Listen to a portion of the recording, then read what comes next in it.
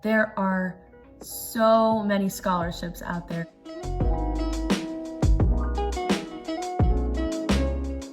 Hey guys, it's Sophia.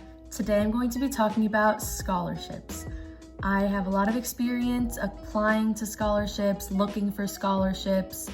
I got some scholarships, and so I wanted to share some tips with you guys on how to look for the scholarships, how to make yourself stand out to the scholarship foundations. And yeah, there's a lot of different kinds of scholarships. There's merit scholarships, local scholarships, outside scholarships, like big ones and even small ones.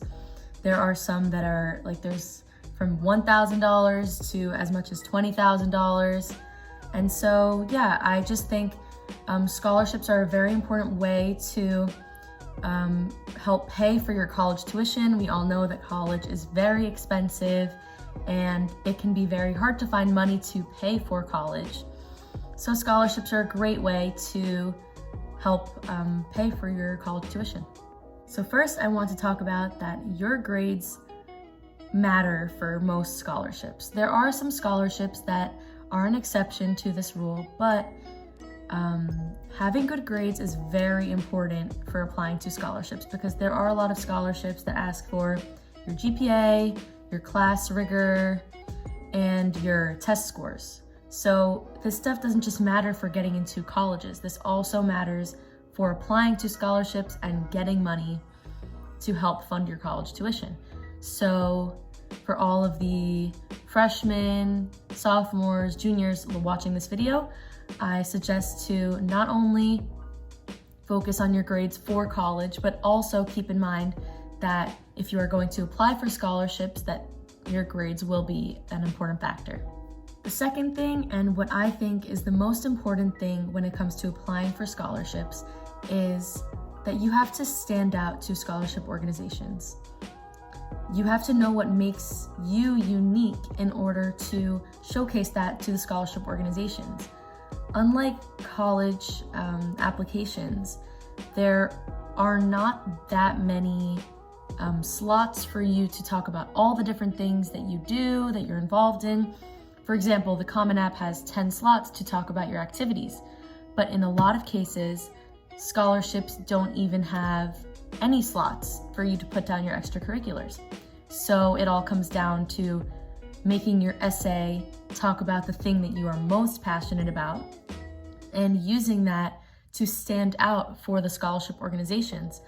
Make them look at your essay twice. Make them see something that they think is so unique that they've never seen before, and that will definitely make you stand out as an applicant for these scholarships. In my experience, since I am very involved in a lot of different things, I found that I had to focus on one thing for a specific scholarship application and focus on another thing for another application. There are a lot of specific scholarships. So for example, if you are interested in going into the STEM field, there are a lot of scholarships that are specifically for STEM majors. And then there are just regular scholarships for anyone, for any major, they can apply to that scholarship. So kind of keep that in mind when you are writing your essays, when you are filling out your activities for that scholarship, because if you're applying for a humanities scholarship, it might make the most sense to talk about your humanities related activities, things that you've done to further your humanities experience. And at the same time, if you're applying for a STEM scholarship, write about how you were involved in STEM and how you made an impact in the STEM field. One thing that I did that really helped me organize my scholarships and organize them by deadline was that I went on my computer and I made a bookmark section for scholarships. And what I did was I organized them based on when the deadline was, and basically what it is it just links the website of the scholarship, and so when you press on it, it takes you directly to the website, and then that way you know when that scholarship is due. And then besides the bookmark section that I made, I also, as I said before, I had a Google Doc where it was basically just a table of all the scholarships that I was applying to, and it was in chronological order, obviously, the one that's due the soonest on top and all the way to the bottom. And so that really just helped me organize the essays in the same table as the due dates and the website that I had to submit it to. So the next thing is to build your activities resume. In my case, I applied to a lot of colleges that had an option to submit an activities resume. So I sat down with my guidance counselor and I asked her for tips on how to make my resume look better, how to specify it specifically for college applications rather than job applications, because those two resumes are different. Resumes for jobs are more specified to describing your work experience, and college resumes are talking about your activities. So I spoke with my guidance counselor, she helped me out a lot, and that is the resume that I submitted to the colleges that had the option. And so for the scholarships that I applied to that asked for an activities resume, I already had one. So, and if you don't have a resume yet, it's okay. You can start one and build it as time goes on, write down the activities that you're a part of, how you are involved in those activities, and most importantly, since there's not a lot of room for you to write the impact that you make in these clubs, make it short and concise. Talk about the most significant thing that you've made an impact in, rather than talking about everything that you've done in this club. Because if a resume is too long, then the scholarship foundation might be like, oh, why is there so much on this page? Most of the time, resumes should be 1 or 2 pages. And I had a lot of trouble trying to make my resume smaller, but in the end, I just had to choose specific activities that I wanted to highlight more, and I took some activities off of the resume to keep it from being so long. Another tip that I have is to recycle the essays that you used in your college applications. So in my case, since I applied to 26 colleges, I had a lot of essays that I had written for those applications. So when it came to starting to write essays for college applications, I kind of noticed a pattern that there were a lot of essay questions for these scholarships that overlapped with some essay questions when I applied to colleges. So what I was able to do with those is use those essays that I had already written and submit them for those scholarships. So make sure to dig deep down for your college application supplements and use them in order to help you get scholarship money. And now I'm going to talk about how you look for scholarships. There are so many scholarships out there, guys. I literally, at the beginning of senior year is when I started looking for scholarships, even though it was definitely a hectic time to be applying to scholarships at the same time as applying to college. And still to this day, I am in the process of writing essays for scholarships. And so there are a lot of different websites that you can use to look for scholarships. There's FastWeb, Niche, Chegg, Capex, I don't know if I'm pronouncing that right, and Unigo. So these are kind of like scholarship search engines, and it helps you to, it asks you for your interest, it asks you for your ethnic background, and it asks you for a lot of different things in order to cater the scholarships that show up on your page for you. Another way that you can get scholarships to pay for your college tuition is by applying to merit scholarships that are offered by specific universities. So the way that you can find out if a specific university offers merit scholarships, just do a quick Google search and look up top universities that offer merit scholarships. So for example, University of Southern California offers great merit scholarships, NYU also does, and Vanderbilt. Those are just 3 off the top of my head. But I know Stanford doesn't offer any merit scholarships. Harvard doesn't offer any merit scholarships. But there are a lot that are out there. So if paying for college is something that's very important to you and you want to go to college for no cost on a merit scholarship, definitely look into those colleges. My advice for applying to these kinds of merit scholarships is that a lot of times there are separate applications for these scholarships, And so in order to apply to these scholarships, you have to, a lot of times, send in essays before the due date of the actual application for the college.